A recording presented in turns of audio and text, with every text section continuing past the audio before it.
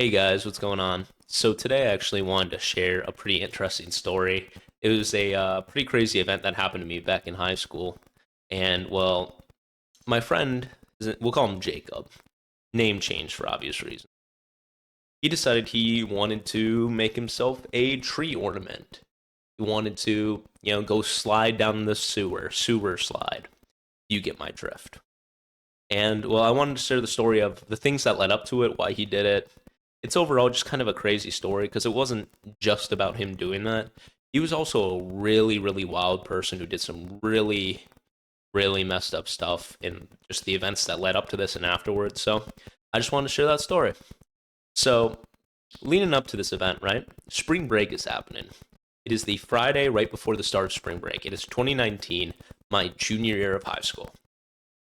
My friends Harold, Jacob, and Mike, besides myself, all decided let's go to Daytona Beach for spring break. Everybody loves to do that. And it's a few hours away. We'd all decided that we'd come to my house that night. Then we'd take off early in the morning, go get a place by Daytona Beach, and we'd hang out for the week and just have a great time. So that's what we did. We, met up Friday morning, right? We're still at school. It's before everything's kind of started. We're all hanging out in the library.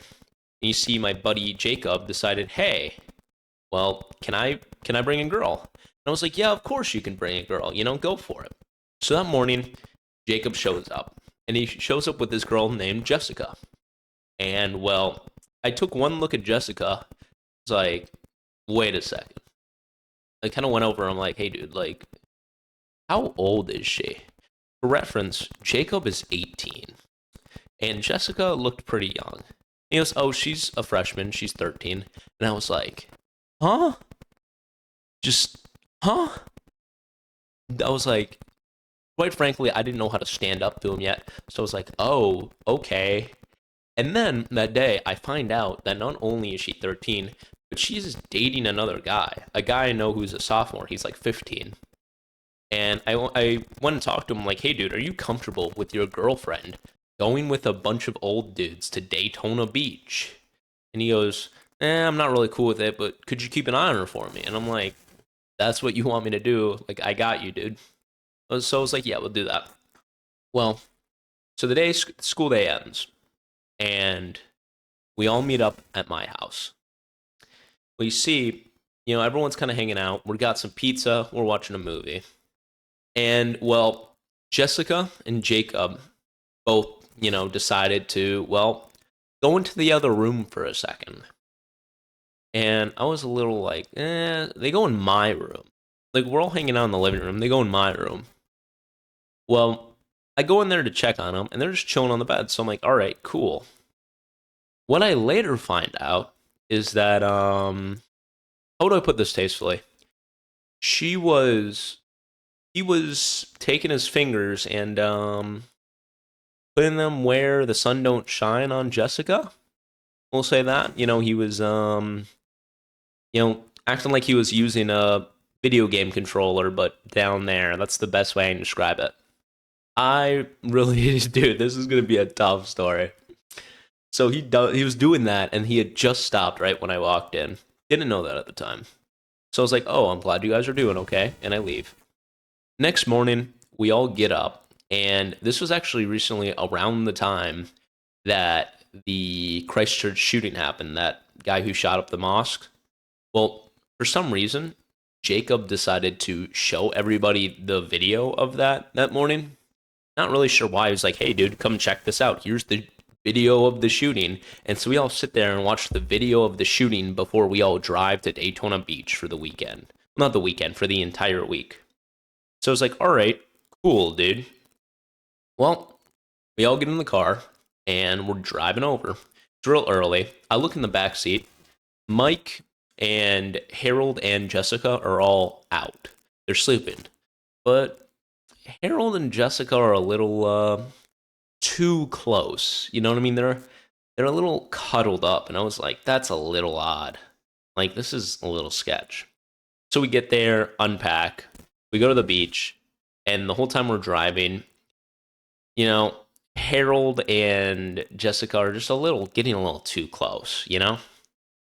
Well, I tell my buddy about it. I'm not even gonna share his name because this is the last time you hear of him. But my buddy breaks up with her, the guy that had been dating her. She's sad. So, obviously everyone tries to comfort her. And this is when I noticed something. Both Harold and Jacob are a little too touchy feely with her. They're both 18. And they're both really, really trying to comfort her, you know? Getting a little too close.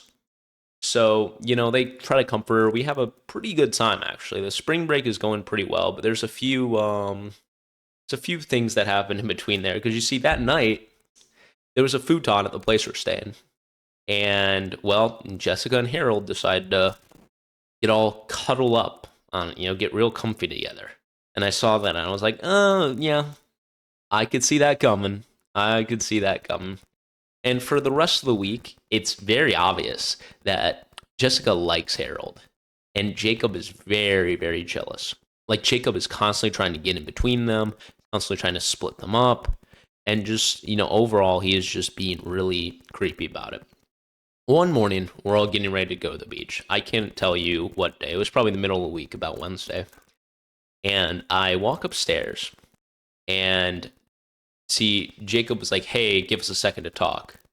And me deciding to be a little prankster was like, "All right, I'll run around," because the room that they were in had two doors.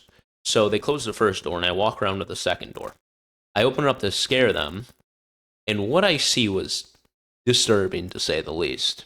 You see, Jessica is standing just regular, she's just standing there, but with a look of utter terror on her face because Jacob is standing in front of her, butt naked, his sausage in his hand, and he's marinating the sausage, really making sure to just, you know, he's sitting there scrubbing it, you know what I mean? And I was like, whoa, like, I was like, hold up, I freaked out. So I'd run out, right? This man, in probably a quarter of a second, threw on some jeans, runs outside, and was like, "It wasn't what it looked like. It wasn't what it looked like." And I'm like, "Dog, I know what I just saw." So he was like, "No, man, no, like it wasn't what it looked like." And we were all kind of like, "That's really weird, dude." So the rest of the week, we're all a little cautious about this guy, you know. Well, the next night, it's rainy. We're all watching a horror movie, and Jacob decides, "Oh, I'm gonna go sit on my car, start writing in a notebook." And we're sitting there, we're like, this is sketchy. Like, we're sketched out, you know? This is not something that a normal person does. So he's sitting out there, like it's raining out. He's in his car, writing in a notebook. And I'm knocking on the window. I'm like, "Dude, what are you doing? Come inside." He's like, "Fine, fine, whatever." He kept fighting, and eventually he said, "Fine," came back in. And so he goes over and he hands me the notebook. He says, "Hey, here's my notebook. You can read it. Do not tell anybody else." So I open it up, and what I read in there was nothing short of like a Jeffrey Dahmer like notebook type deal. As you see, Jacob has written in there stuff like, "Jessica, you're the love of my life. Ever since I met you, I knew you were the one for me. I love you so much I would die for you. You are my one and only. Like, God has blessed me with you in it. Like, with you in my life." Stuff like that. And I was sitting there, I'm like, "Dude, you cannot be writing this. Not only can you not be writing this, but I'm pretty sure, like, you should be, like, kicked out right now. If you weren't our ride here, I would have been like, leave, dude. That's freaky. You're weird." So I'm like, "Dude, you can't write that. Like, chill out." He's like, "All right, whatever." The rest of the week goes by pretty well. One night, we all decide to get drunk, and Jacob decides to get Jessica drunk, like really drunk. He is feeding her shots, just forcing her to drink. And we're all sitting there like, "Dude, chill out, chill out." And then she's like, "I'm going to sleep." And then Jacob was like, "Oh, I'll come upstairs with you." And we're all like, "No way. No way. This is not only a minor, this is an intoxicated minor who Jessica is a very small girl. And she is drunk, drunk. She has had more than any of us, and we're all like 200 pounds or something. We're not small people, and she is tiny. So I was like, hell no, dude. You're sleeping down here. She's sleeping upstairs in a locked bedroom. Also, Jacob wanted to make napalm one night, so we went and bought gasoline and styrofoam and tried to mix it up, and it didn't really work. But besides that, pretty normal spring break. We had a good time. The day like that we're leaving, I think Sunday morning we're leaving. And well, Jacob is sitting there and Jessica lays down and puts her head in his lap. And I'm like, hold up. So I go and ask Jessica, hey, I thought, like, I didn't get the vibe that you like Jacob. It seems like you like Harold. And she was like, yeah, I do like Harold. And I'm like, well, why did you, sit there and do that with Jacob? She goes, oh, well, we're dating. And I said, why are you guys dating? And she goes, well, he just kept asking me out. And I just finally said yes because I got sick of it. And I'm like, that is not okay. And she goes, yeah, but we're stuck here right now. So just we'll get home and I'll break up with him after we're home and I'm away from him. And I say, okay, we'll just make sure nothing happens on the drive home. So we, pack up the car, drive home. Then Monday rolls around, right after spring break. I take kendo in high school. So for those of you who don't know, that's like sword fighting. It's a Japanese martial art. It's really cool. By the end of class, I'm exhausted. I go get water. As a note, both Jessica and Jacob are in my kendo class. And when I walk up to the water fountain to get water, I see Jessica and one of her friends bawling their eyes out, just crying. And I'm like, what happened? Well, they look at me and they go, we just got Jacob's suicide note. And I'm like, what? And just to give you guys a little explanation, the water fountains are in the middle. If you go right, that brings you to the guys' bathroom. If you go left, it brings you to the girls' bathroom. So I run right into the boys' bathroom. I run into the locker room because the locker room, you have to go through the bathroom. Don't know who designed it that way. And I look around the locker room, nothing. Then Jessica says, hey, I think that I hear something over here. And she starts pointing towards the stalls.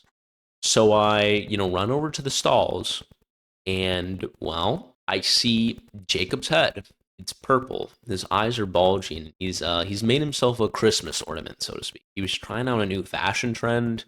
For some reason, he decided to wear a belt around his neck. It was really weird. And I guess like he was standing on the toilet and just it caught the metal bar, and he tripped and now he was having a little hard time breathing. So I run in there. I grab him by the legs and I lift him up and I start yelling for help. I don't know how long I was standing there because it felt like forever. But eventually, people come in. Now, my kendo class, the teacher is obviously an old Japanese guy. He's like 60 something. He's from Japan. He has a real thick Japanese accent. I won't share his real name, but he just, we'll call him Sensei.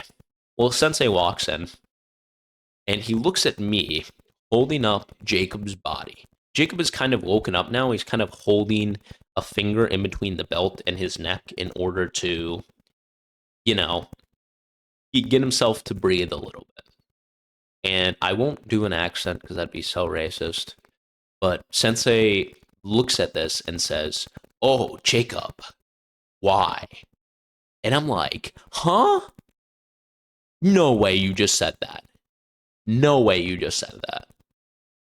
I was I know it's a traumatic event, but he wasn't even phased. He asked why, like he had just ripped up a piece of paper or something. Like he just looked at it as like, wow, this was a little weird.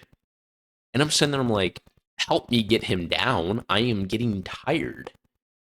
So, people come in. He didn't even help me get him down. Some other students did. We get him down. Some teachers take him away to the office.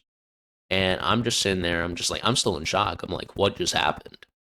Well, I'm leaving, right? We're getting ready to go to our next class. And I'm like, I'm fine. Whatever. I'll just go to my next class. It'll just be a regular day. So as I'm, walking out, this one girl comes up to me and she hands me a piece of paper. And I say, what is this? She goes, oh, that's Jacob's suicide note. And I'm like, how did you get this? Like, you're a random person. And she goes, oh, well, he handed it to me and he said to give it to Jessica in like 5 minutes. And I'm like, You didn't see any red flags with that? Granted, she didn't know what had been going on, but if somebody walks up to me with a piece of paper, says, don't read this and give it to this person in 5 minutes, either that person is about to, like, end their own life or end another person's life, or I don't even know. But that's so suspect. And I was like, all right, thank you. I'll go turn this into the office because I don't want this. And well, I opened it up and I read it. And of course I did. And it says, like, it was the basic of like, Jessica, I love you, and you broke up with me, and I can't stand to live in a world where we're not together, and just that sort of stuff. So I hand to the office. They send him off in an ambulance. It is what it is, you know? And as I'm going to my next class, everybody is talking about it because everybody saw him being walked to the office because our school was very open. It was all portables and outside. So it wasn't like he got walked through the hallway. He got walked through a big open field where everybody could see. So word starts getting around immediately, and everybody's asking me, what happened? What happened? What happened? Right? And people have already come up with the most wild stories. Like some people say they tried to, turn the school into shoot house from Modern Warfare. He tried to, bring the peace to school. Some people are saying he tried to force himself on Jessica. Just the most wild, crazy things. And I just tell them, respect his privacy. You don't need to know, which is crazy because I'm making a video about it right now, but nobody knows his name, so it's whatever. So tell people that I get to my Russian class because I took Russian in high school. And, I walk in and I'm sitting there and I start bugging out. Like everything just kind of got to me. The adrenaline had like kind of wore off. And I'm sitting there like, I need to go. Like I'm freaked out right now. They send me to the office. The school, like, I don't know what to call her, secretary lady. She's the lady that does all the classes. She asked me like, hey, what happened? And one of the top dog dudes from the school was sitting there too. I tell them what happened because I was the one who obviously witnessed the whole thing. And they're like, whoa, okay, yeah, we're going to send you home. So they send me home. My parents are proud of me. Everything's cool for a little bit. Jacob's gone for a while. Harold and Jessica begin dating, which I later found out she had broken up with Jacob the day we got back and had started dating Harold that same day. And Sunday night, before we had even gone to school, Jacob had tried to take his own life at home from a tree, and his adopted mom had found him, cut the rope and said, "Quit looking for attention. You're going to school tomorrow." So I found out that happened. Don't know how no red flags were raised during that situation, but I guess it is what it is. And then, well, we kind of life goes on a little bit. For the next couple weeks, everything is good. And then, well, Jacob comes back, and everybody's kind of glad to see him. We're like, hey, dude, we're happy you're okay. But then these notes start floating around, and they're written by Jacob. I know it's written by Jacob because he had very poor handwriting. It was very obvious who wrote them. And somebody gave me one because they knew I was involved and were like, hey, I just got this from Jacob. Well, I opened it up, and Jacob had written some stuff. It was an apology note, but it was a really sketchy apology note. It was not like like, hey, I'm sorry for all that. I wasn't in the right state of mind. It read as like, man, I'm just so worthless and I hate myself and I should just, end it all. Like that sort of thing. And we're like, dude, no way. Like it just like you could not have just gotten out of the mental hospital and already are writing these things. You can't do that. You got to be dumb. So we all turn in the notes to the office. He gets sent back to the mental hospital, and the rest of the year ends. He doesn't return to school. Well, after our summer break ends and we come back. See, we all live in Florida. We come back to school after summer break. It's hurricane season. We go to school. I had seen Jacob, and he said he was coming back, but they didn't let him go back to the school. And then, well, we're all kind of hanging out because I believe it was Hurricane Irma.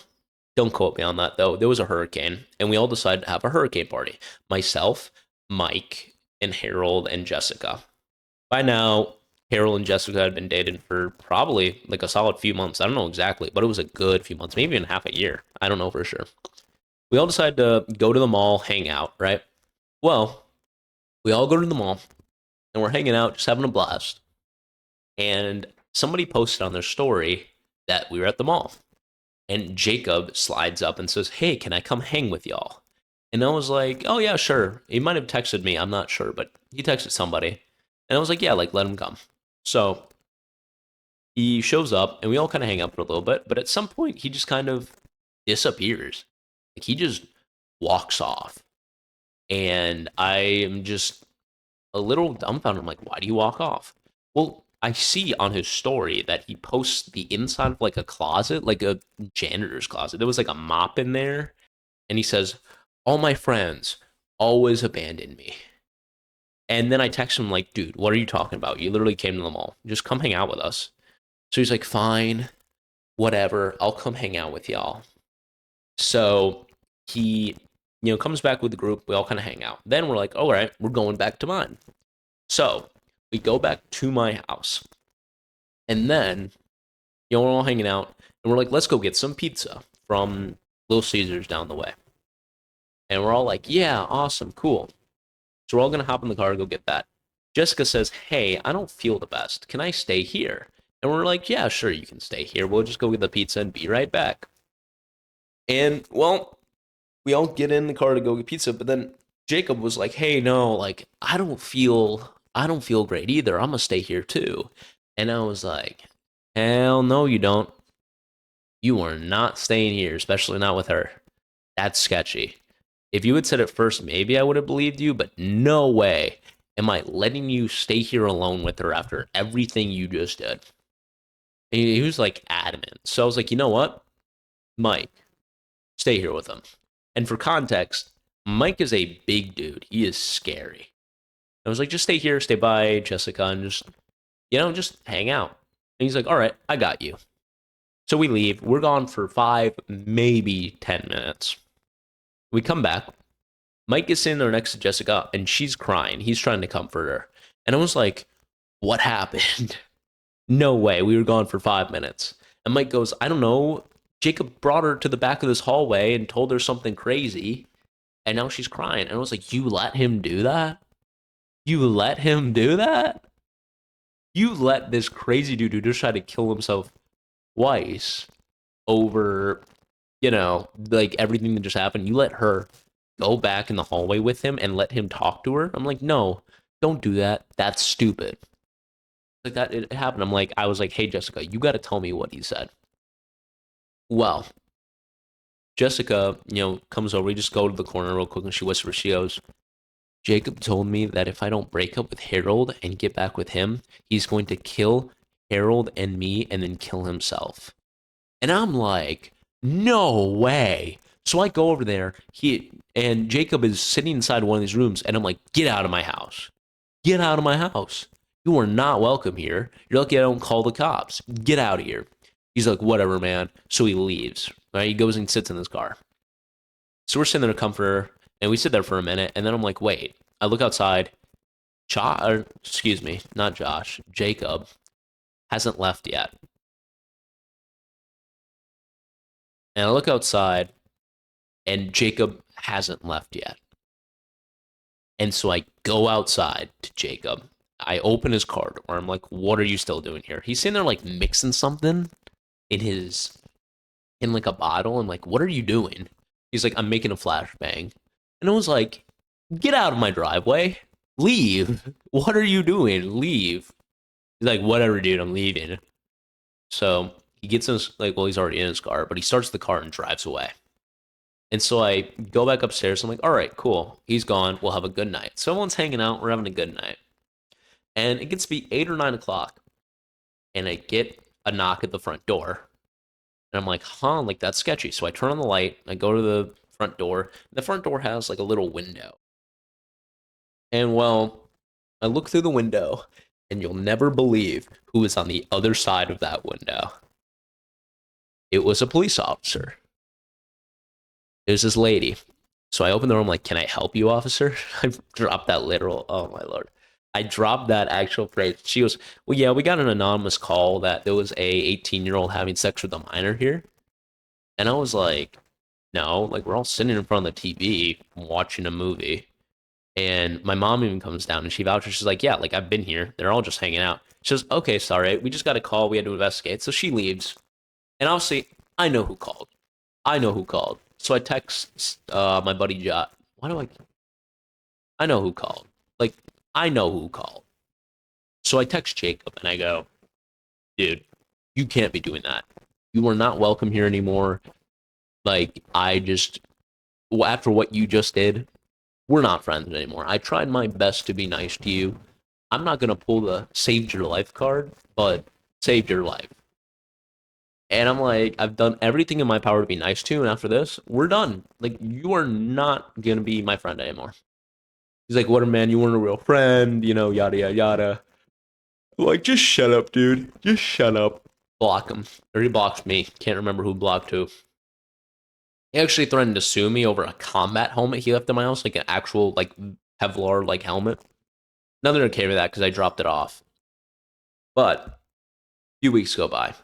You see, Jacob and Harold are both part of the army like recruiting thing. Like they've been recruited and they did the thing where you can go to boot camp early and then after you turn 18 and you graduate high school, you can, you know, actually join the army. You've already completed boot camp.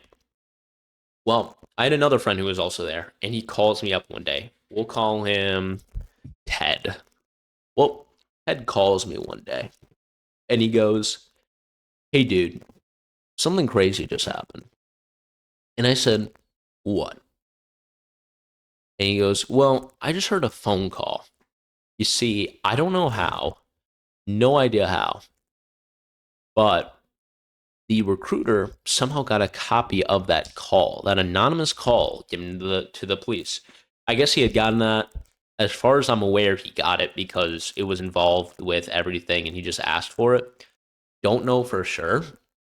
He gives me a call and he just says, "Hey, I listened to the phone call. I heard it. And it wasn't Jacob." I'm like, "What do you mean it wasn't Jacob?" And he goes, "It wasn't Jacob who made the call." And I was like, "Well, who was it?" He's like, "You're not going to believe this. It was Jessica." And I'm like, "No way. Like, this is cap. You are lying to me." He's like, "No, dude, I swear I heard the phone call. It was Jessica's voice." And I was like, "No way. No way." I don't even confront her about it. But I'm like, I'm not gonna say anything. We've already moved on. Like this is a while after this all happened, so I was like, all right, cool, whatever. So I just kind of leave it be. Eventually, Harold gets kicked out of his house because he's dropped out of high school to stay with Jessica. Harold gets kicked out, stays with Jessica and her parents in a trailer out in the middle of nowhere. It is a two-bedroom trailer, and there are his parents and then him and Jessica all staying. And I remember talking to my buddy Mike, the one who was from earlier. I'm like, "Dude, they're living together. You already know what's going to happen." And sure enough, Jessica is pregnant like a month later. And, well, they had a kid. Mike gets named the Godfather. And, well, life goes on a little bit. Then, a little after that, probably, I don't know, a year after that, somewhere in there, guess who's pregnant again? At this point, I'm like, you better marry this girl. Like, you better marry this girl. And, well, I got invited to the wedding. I was out of state at the time, so I couldn't attend, but they got married. And if I'm not mistaken, Jessica just turned like 18 or 19 like a year or two ago. She had two children and was married to like a 19, 20-year old. I think he's 23 now. But Harold at the time when they got married was like 19 or 20, and she was like 16 or 17 with two children. And it was, dude, that was a whole wild experience. They're still married to this day. I don't really talk to them anymore, but it was overall just a really wild course of events that got there. I was actually reached out to by Jacob, and he kind of filled me in on what he did with his life. He's actually like in the army now. He's doing great. So I'm not sure exactly, what he's doing now, but I know he's actually doing a lot better than he used to. So good for him. So I suppose it's an all's well that ends well type deal, even though it definitely didn't end how I expected it to. But that's the end of the story, and I hope you guys enjoyed. And make sure to check out my other stuff, and peace out.